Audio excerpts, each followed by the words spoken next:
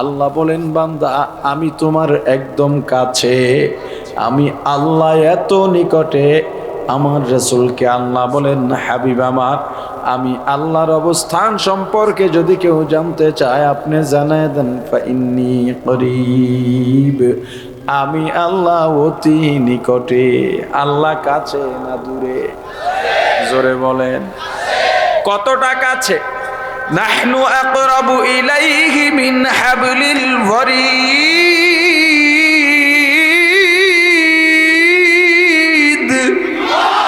বান্দা তোমার ঘরের শারক যেখানে তার চাইতেও আমি আল্লাহ তোমার নিকটে।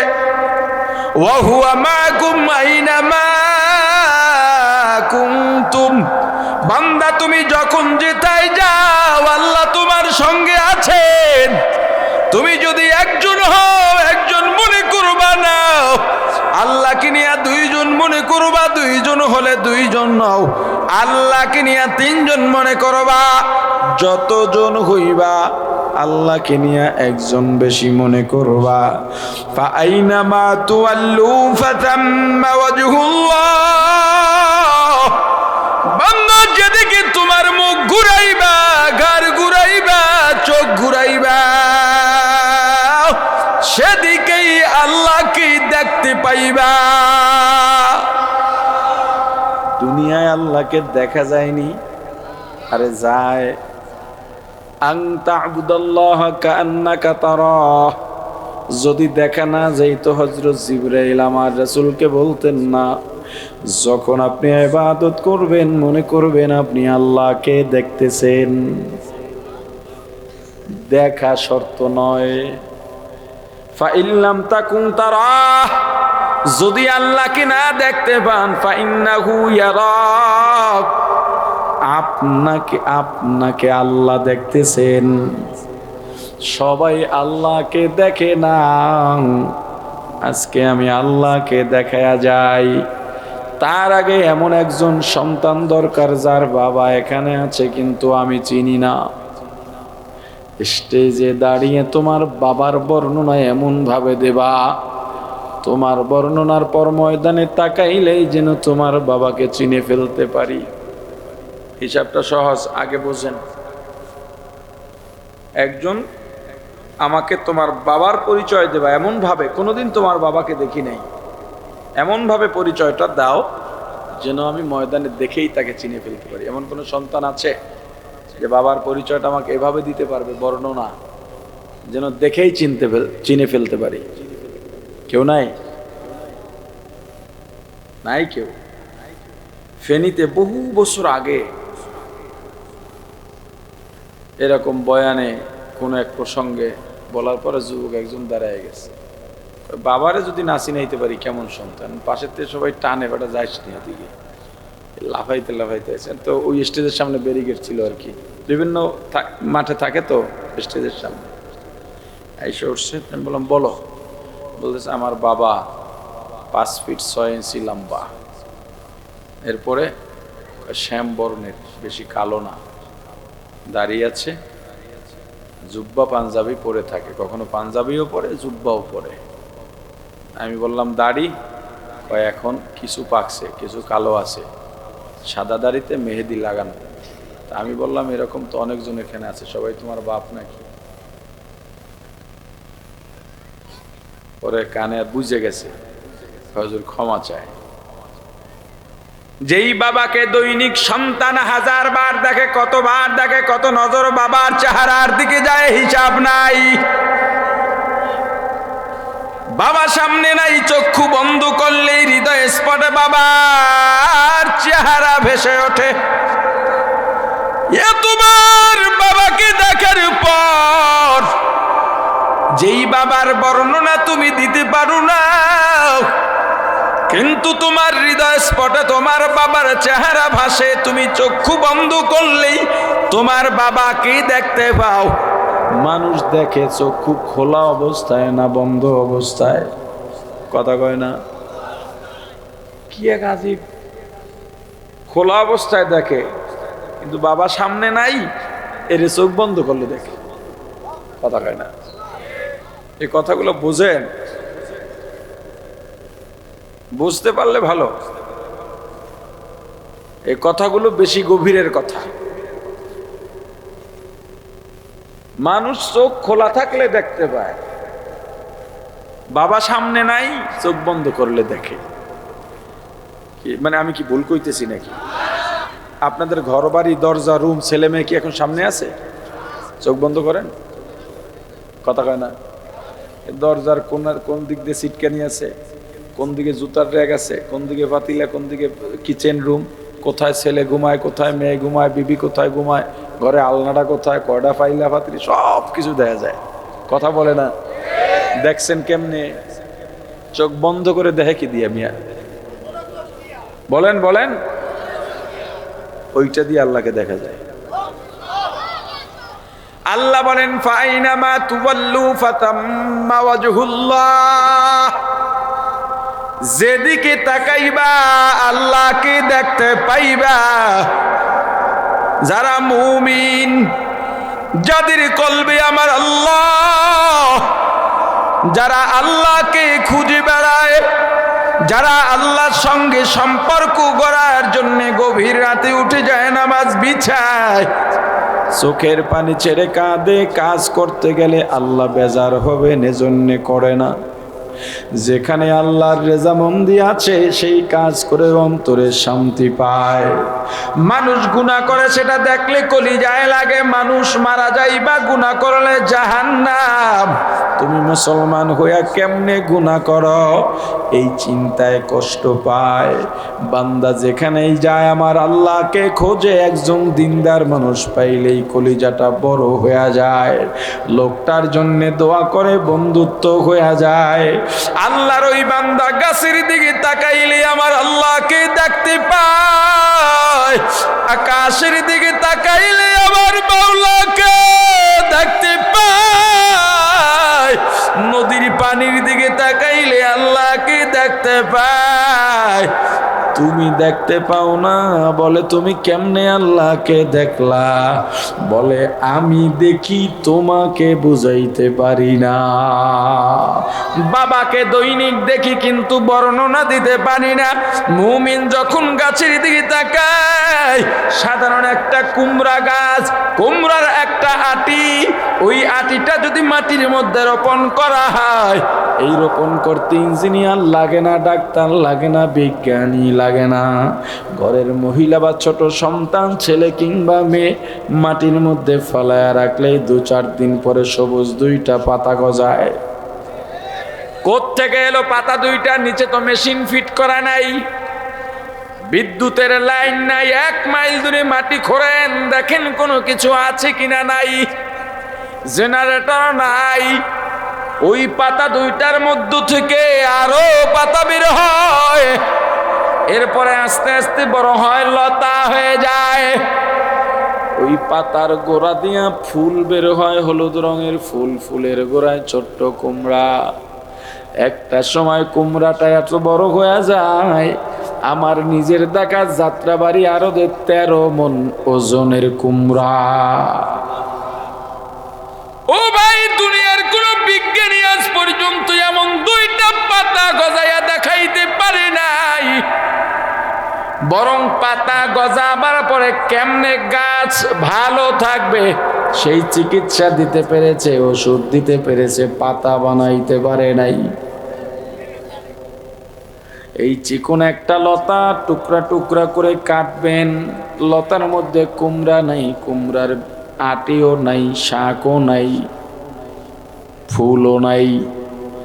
মাটির ভিতরে যাবেন, সেখানেও কিছু নাই, বরং চিকন কিছু লতা শিকড় জমিনের উপরই ভাগে ছড়ায় ছিটে আছে। ছোট বাচ্চারা টান দিলেও গাছের মূল সহ উঠে আসে। এমন একটা লতার মধ্য দিয়া এত বড় কুমড়া, কুমড়ার স্বাদ একরকম, কুমড়ার ছিলকা যদি আলাদা ভাজি করেন আর এক মজা। ওই যে ফুলগুলো আছে, ফুলগুলো যদি আবার চিংড়ি মাছ দিয়া ভাজি করেন, ওটার আর এক মজা। ডাটায় এক মজা, শাকের মধ্যে আর এক মজা। কুমড়ার আটিগুলা শুকাইয়া টালবেন, ওটা খাওয়ার মধ্যে আর এক মজা। দুনিয়ার কোনো বিজ্ঞানী আজ পর্যন্ত দাবি করে নাই এটা আমাদের গবেষণার ফল, কিন্তু আমার আল্লাহ বলছেন এগুলো আমার দান, তোমাদের জন্য নিয়ামত। ওয়া ইন তাউদ্দু নি'মাতাল্লাহ লা তুহসুহা, এত নিয়ামত দান করেছি গণনা করে শেষ করতে পারবা না। দুনিয়ার কোনো জ্ঞানী বিজ্ঞানী বলে নাই এটা আমরা গবেষণার মাধ্যমে উদ্ভাবন করেছি, বলছে নাকি? তাহলে এর পিছনে একজন আছেন না নাই? আরো জোরে বলেন তিনি কে? আরো জোরে বলেন তিনি কে? ওই আল্লাহকে চেনো, আল্লাহর মায়া মোহাব্বত ভালোবাসা অন্তরের মধ্যে ঢুকাও নাই। আল্লাহকে তোমার খুঁজতেও মনে চায় না। নামাজে দাঁড়াইলে জন্যে নামাজ ভালো লাগে না, দুনিয়ার সব বাজে বাজে খেয়াল নামাজের মধ্যে। সামনে রমজান মাস, রোজা রেখেও কত মানুষ গুনাহ করে, মিথ্যা বলে, দিনের বেলা হোটেল রেস্তোরাঁ খোলা রাখে, জিকিরে বসলেও মন ভালো লাগে না, নামাজে দাঁড়াইলেও মন ভালো লাগে না। রমজান মাসেও শুদ্ধ হইতে পারি না, কারণ আল্লাহকে চিনি নাই। আল্লাহর সঙ্গে আমার সম্পর্ক খারাপ, আল্লাহর সঙ্গে আমার মায়া নাই, ভালোবাসা নাই। আল্লাহর সঙ্গে যদি সম্পর্কটা করতে পারতাম, নিজের গুনার জন্য অনুতপ্ত হইয়া আমার আল্লাহর দরবারে চোখের পানি ছেড়ে কাঁদতে পারতাম। চোখের পানি ছেড়ে গুনার জন্য অনুতপ্ত হয়ে চোখের পানি ছেড়ে কান্নার মধ্যে এত মজা, এত মজা, এত মজা, এত মজা দুনিয়ার কোনো কিছুতে নাই। ওরে আমার ভাই, পর্দার আড়ালের মা বোনেরা, আল্লাহর সঙ্গে সম্পর্ক করো। একটা অনুরোধ করে যাব, জীবন বর্ত বয়ান করলাম আর বয়ান শুনলাম, আজরাইল কখন সামনে দাঁড়ায় যায় জানি না।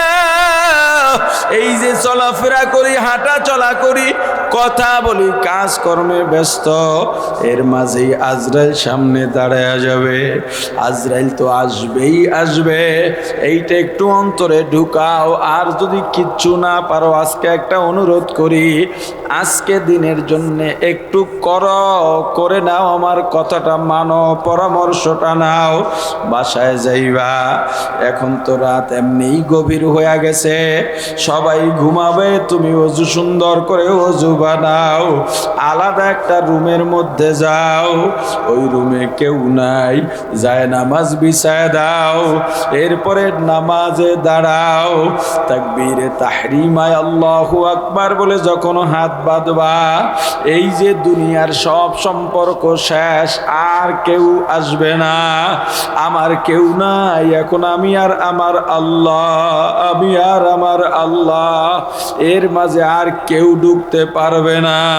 আমি নামাজে দাঁড়ায় গেলাম, আমি হাত বাঁধলাম, এই বুঝি আমার জীবনের শেষ নামাজ, আর বুঝি আমি বাঁচবো না। এখন যদি মারা যায়, আমাকে রাতটা কোনোভাবে পার করবে, আবার নাও করতে পারে, সবাই বিদায় দেওয়ার জন্য পাগল হয়ে যাবে। নামাজে দাঁড়াও, সূরা পড়ো, তেলাওয়াত করো, প্রত্যেক শব্দ পড়বা, আয়াতের আর মনে করবা এই আমার জীবন বুঝি শেষ, আর বুঝি সামনের আয়াত তেলাওয়াত করতে পারবো না। আমার পেছনে আজরাইল আছে, আজরাইলের বাধা টপকানোর দুনিয়ার কোনো শক্তি নাই। আমার সামনে আল্লাহ আছেন, আমি না দেখলেও আল্লাহ আমার দিকে তাকাইয়াছেন। আমার ডানে জান্নাত, আমার বামে জাহান্নাম। আমি পুলসিরাতের উপরে দাঁড়ানো, ওই পুলসিরাত দেখে দেখে নামাজ পড়ো ভাই। পুলসিরাত কত ভয়ঙ্কর, পুলসিরাত পার হওয়া ছাড়া কেউ জান্নাতে যাইতে পারবে না, আর যারা যাইতে পারবে না জাহান্নামী, পুলসিরাত কেটে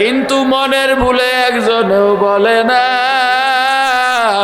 আমার বাবাকে 2টা দিন রেখে দাও, বরং কাঁদে ঠিক একদল দৌড়ায় দোকানে কাপড় আনার জন্যে, আর একদল দৌড়ায় বাঁশ কেনার জন্যে, আর একদল দৌড়ায় কবর খোঁড়ার জন্যে, আর একদল দৌড়ায় মসজিদে খাটি আনার জন্যে, আর একদল গরম পানি বসাইছে বড়ই পাতা দিয়ে, আর একদল মশারি টানাইছে। নিজের লাশ নিজে দেখবা, জবানে জিকির জারি থাকবে, জিকির যেন বন্ধ না হয়। ইবলিস ধারেও ভিড়তে দেবা না, একেবারে তুমি আল্লাহর ভিতরে ঢুকে যাইবা। ওই যে দেখা যায় মশারির মধ্যে নিয়া 2 জনে আমাকে গোসল করাইয়া 3খানা পাতলা সাদা কাপড়ের প্যাকেট বানাইছে। এই যে বিদায়, আর কেউ মনে রাখবে না। আহারে খাটের উপরে উঠাইছে, আত্মীয় স্বজন আসে আর দেখে আমার ছোট ছোট ছেলে মেয়ে আমার গালে চুমুকায়, কপালে চুমুকায়, আব্বু আব্বু বলে কাঁদে ঠিক, কিন্তু বলে না আব্বুকে কবর দিও না। জানাজা পড়াইয়া 4 জনে কাঁধে উঠাইয়া কবরের দিকে আমাকে নিয়ে যায়। আমার ছোট ছোট ছেলে মেয়েগুলো চিৎকার দিয়া দিয়া পেছনে পেছনে দৌড়ায় আর আব্বু আব্বু বলে কাঁদে। আমার বিবি ঘরের ফ্লোরের মধ্যে গড়াগড়ি করে আর কাঁদে। আমার মা বাড়ির দরজায় গিয়া গাছের আড়ালে দাঁড়াইয়া আমার লাশ যাত্রীদের দিকে তাকাইয়া তাকাইয়া কাঁদে। ওই কবরে আমাকে রেখে মাথার মুষ্টি খুলে, পায়ের বাঁধন খুলে, বাঁশের চালি দিয়া কলা পাতা বিছাইয়া সবাই হাতের মুষ্টিতে মাটি নিয়া পড়ে মিনহা খলাকনাকুম ওয়া ফিহা নুঈদুকুম ওয়া মিনহা নুখরিজুকুম তারাতান উখরা। কবরটা একেবারে অন্ধকার, এমন ভয়ঙ্কর অন্ধকার আর দুনিয়ার মধ্যে নাই। হে বনি আদম, ওই কবরে কেমনে থাকবি রে ভাই? এই যে কবরস্থান পাশে, কতদিন কবরস্থানে দাঁড়ায় কবরের সঙ্গে কথা বলছ, ওই কবরে একা কেমনে থাকব রে? কি উপায় হবে আমার মরণে? কি উপায় যে হবে আমার কবরে? কি উপায় যে হবে আমার কবরে? সাথী নাই রে, বাতি নাই রে কবরে, কেমনে থাকব অন্ধকার কবরে? কেমনে থাকব অন্ধকার কবরে? ও ভাই একটু ভাববা, এখন আমি কবরের মধ্যে আছি, এবার চোখ খুলবা, দেখবা রুমটার মধ্যে অন্ধকার, ভয় ভয় লাগতেছে। এবার আমার মাওলার দরবারে চোখের পানি ছেড়ে দাও। আল্লাহ, পাশের ঘরেই তো আমার কত আত্মীয় স্বজন, স্ত্রী সন্তান, আমার এই ছোট্ট রুমের মধ্যে এখানে একটু আলো কম, এজন্য তো দেখি ভয় লাগে। ওই কবরে তাহলে কেমনে থাকব?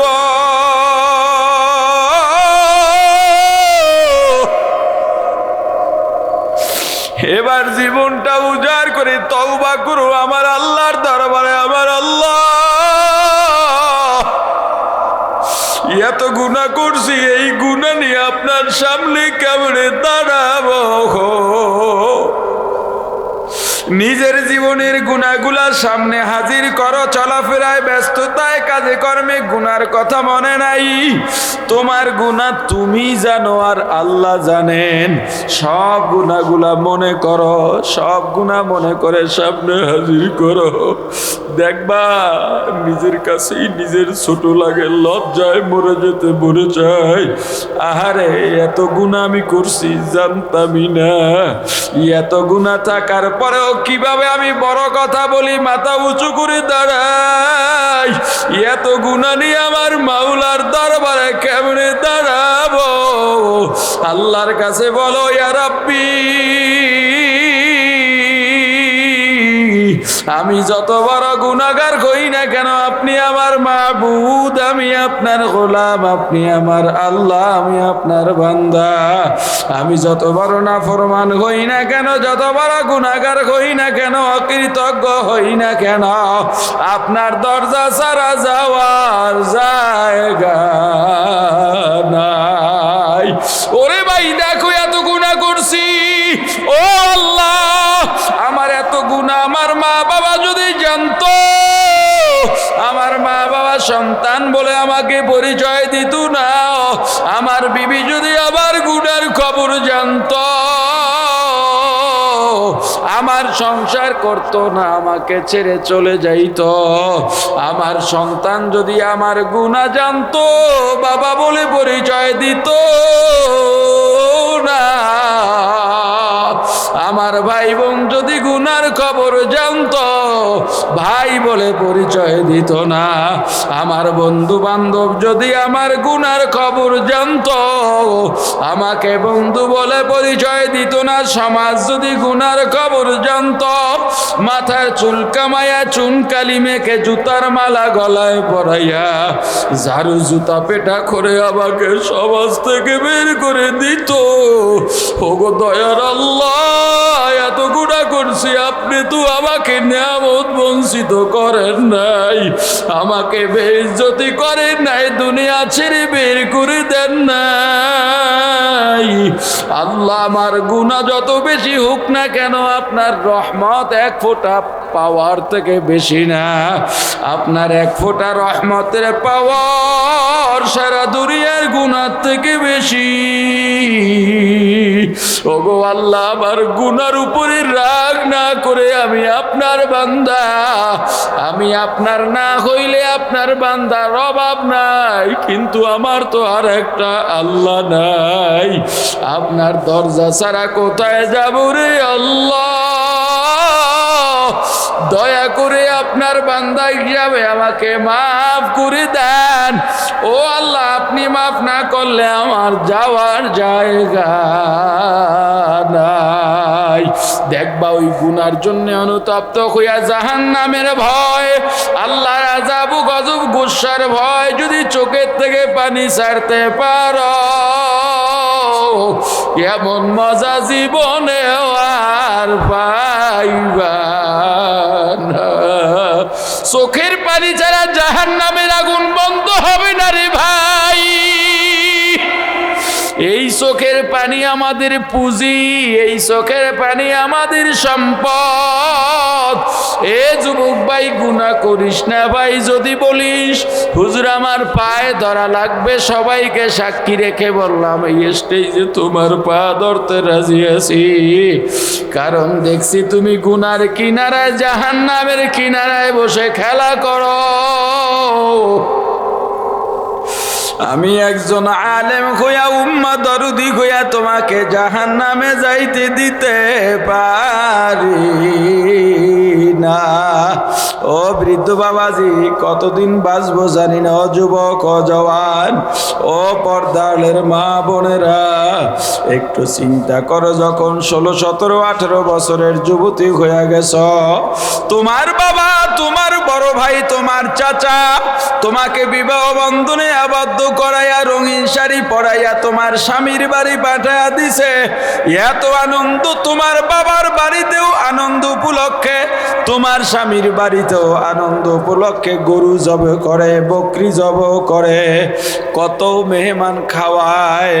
কিন্তু এমন একটা দিন আসবে মা, যেই দরজা দিয়ান রঙিন শাড়ি পরে নতুন বধূ হইয়া ঢুকছ, ওই দরজা দিয়ে একদিন সাদা পাতলা পাঁচখানা কাপড়ের প্যাকেটে বন্দি হইয়া লাশ হইয়া বের হইবা। তোমার সন্তানগুলো তোমাকে মা মা বলে চিৎকার দিয়া ডাকবে আর কাঁদবে, জবাব দিতে পারবা না। কতদিন বাঁচবো জানি না, দোয়া চাই। মনে হয় যেন এই বুঝি মারা যাব। আপনাদের সবার যত গুনাহ, তার চাইতে আমার গুনাহ আরো বেশি। যদি খবর পান আপনাদের ভাইটা দুনিয়ায় নাই, একটু চোখের পানি ছেড়ে দোয়া করবেন, আল্লাহ যেন মাফ করে দেন। কারণ ওই কবরের যে আযাব গজবের কথা শুনছি আর পড়ছি, ওই কবরের আযাব সহ্য করার মতো শক্তি নাই। আপনাদের দোয়া ছাড়া কোনো উপায় নাই, সম্বল নাই। আল্লাহ আমাদের সবাইকে মাফ করে দেন, বলেন আমিন। আরো জোরে বলেন আমিন।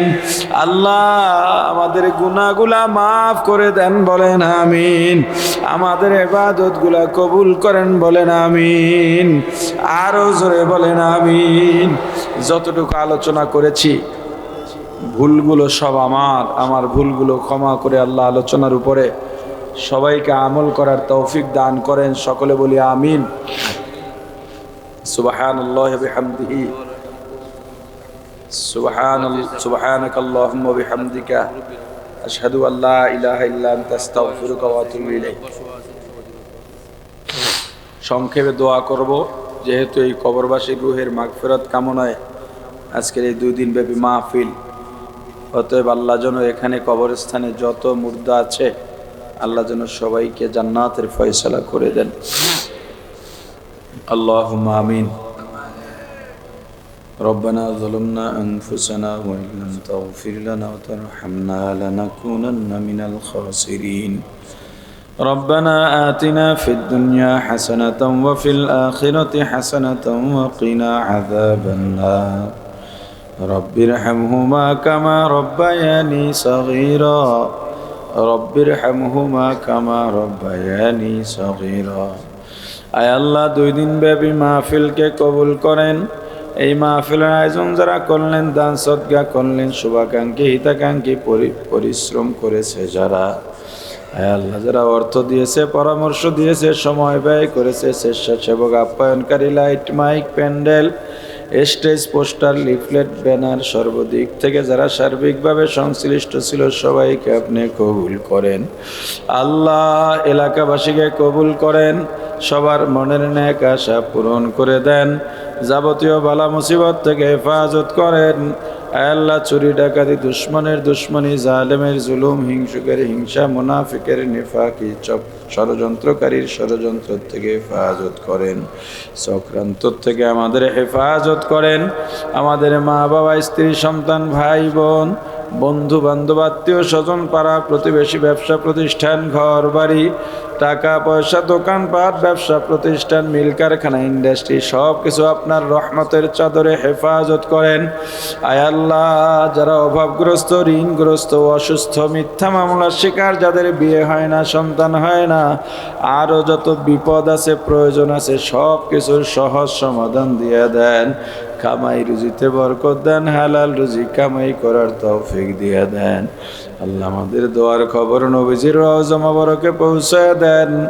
বাবা আদম থেকে আজ পর্যন্ত যত মুমিন মুমিনাত মুসলিম মুসলিমাত অন্ধকার কবরে চলে গেল, প্রত্যেকের রুহের উপরে সোয়াব পৌঁছায় দেন আল্লাহ। বিশেষ করে যারা হাত উঠাইলাম, যার মা নাই বাবা নাই, চিরবিদায় নিয়ে অন্ধকার কবরে চলে গেছে, ওই কবরস্থান থেকে সন্তানের দিকে তাকাইয়া তাকাইয়া মা বড় আশা করে বলে, ওরে কলিজার টুকরা সন্তান, কত কষ্ট করলাম রে বাবা, আমি মায়ের কথা কি ভুলে গেলি? ওরে বাবা, গভীর রাত কত আলেম সাদা দাড়িওয়ালা, কত হাফেজ, কত যুবক হাত উঠাইয়া মা বাবার জন্যে কাঁদে, দোয়া করে। তুইও দোয়া কর রে বাবা। বাবা তোরে না খাইয়া খাওয়াইছি, অসুস্থ হইলে সারা রাত তোর সেবা করছি রে বাবা। তুই দূরে গেলে আমার বাড়ি মেহমান আসলেও আমি ভালো খাই নাই, মুখে দিই নাই। ওরে বাবা, তুই না থাকলে আমি মা ঘুমাইতে পারি নাই, খাইতে পারি নাই। কত রাত তোর জন্য আমি দোয়া করতে করতে, নামাজ পড়তে পড়তে, কাঁদতে কাঁদতে রাত্র নির্ঘুম কাটাইছি। এ বাবা, আজকে শীতের রাত ল্যাপ্ত সুখ জাজিম কম্বল দিয়ে আরামে ঘুমাও, আর আমি মাকে পাতলা সাদা পাঁচখানা কাপড়ের প্যাকেট বানাইয়া এমন একটা জায়গায় রাখছো যেখানে দিনে মানুষ যাইতে ভয় পায়। আমি মায়ের চেহারাটা যদি একবার তোর চোখের সামনে ভেসে ওঠে, একটু দোয়া কর রে বাবা। ওই বাবা ডেকে ডেকে বলে, সন্তান মাথার গাম পায়ে ফেলায়া গায়ের রক্ত পানি বানাইয়া, বাবারে আমি কত পরিশ্রম করলাম, শীত দেখি নাই, গরম দেখি নাই, বৃষ্টি দেখি নাই। ওরে বাবা, আমি রিক্সা চালাইছি, অটো চালাইছি, গার্মেন্টসে চাকরি করছি, বছরে একবার ইলিশ মাছ খাইতে পারি নাই, গরুর গোস্ত মিষ্টি খাইতে পারি নাই। গার্মেন্টসের বেতন নিয়ে ঢুকছি, আজকে মিষ্টি কিনবো, তোর মাকে একটা দেবো, আমি একটা খাবো। এমন সময় তোর মায়ের ফোন সবই, সন্তান আসছে মাদ্রাসার কিতাবের টাকা লাগবে। বাবা বিশ্বাস কর, আমি আর মিষ্টি কিনি নাই, গোস্ত কিনি নাই, টাকাটা দিয়ে দিছি তোর কিতাব কেনার জন্যে। ওরে বাবা, এত কষ্ট করে তোকে মানুষ বানাইলাম, আমার কামাই দিয়ে আজকে বিল্ডিং উঠাইয়া ঘুমাও। আজকে বৃষ্টির দিনে তোর বিল্ডিং এর ছাদের পানি, ঘরের চালের পানি গড়াইয়া গড়াইয়া আমি বাবার কবরে আসে খবর নিলি না। ও আল্লাহ, তাকায় দেখেন কোন সন্তান মা হারাইয়া বাবা হারাইয়া আপনার দরবারে শিশুর মতো কাঁদে। এখানে অনেকে এমন আছেন যার মা বাবা, ভাই, বন্ধু, স্ত্রী এই কবরের মধ্যে, কবরস্থানে শুয়ে রইছে। বাবা এত কাছে, তবুও বাবাকে দেখে না, বাবাকে বাবা বলে ডাকতে পারে না। মা এত কাছে, মা কবরস্থানে পাশের বিল্ডিং এ ঘুমায় সন্তান, কিন্তু মাকে মা বলে ডাকতে পারে না। আল্লাহ কাউকে ফিরাইয়া দেন না। যে সমস্ত সন্তান আল্লাহ আপনার দরবারে মা বাবার জন্য কাঁদেন, সন্তানের দোয়ায় মা বাবার কবরগুলো জান্নাতের বাগান বানাইয়া দেন। আমাদের আত্মীয় স্বজন, দাদা দাদি, নানা নানি, শ্বশুর শাশুড়ি, ভাই বন্ধু, পাড়া প্রতিবেশী, মুতাআল্লিকিন, মুহিব্বিন, উস্তাদ, শাগিরদ, পীর, মুরিদ, স্বামী স্ত্রী অন্ধকার কবরে চলে গেল, প্রত্যেকের রুহের উপরে সোয়া পৌঁছাইয়া দেন। আয় আল্লাহ, এই এলাকায় যত মুসলিম কবর আছে, কবরস্থান আছে, কবরস্থানগুলো জান্নাতের বাগান বানায়া দেন। আমরা যারা বেঁচে আছি নেক হায়াত দারাজ করেন, ঈমানকে মজবুত করে দেন। আয় আল্লাহ, বাংলাদেশ ইসলামী হুকুমত কায়েম করে দেন। ও পর্দারের মাগো, ও যুবক ভাই, বৃদ্ধ বাবাজি, জওয়ান, ইসলামের পক্ষে ভোট দিও, ইসলামের বাইরে চাঁদাবাজ দুর্নীতিবাজকে ভোট দিয়া গুনাহ কামাইও না। আল্লাহ, ভোটের মাধ্যমে আমাদের ঈমান যেন ধ্বংস না হয়, আপনার হাতেই ভাইদের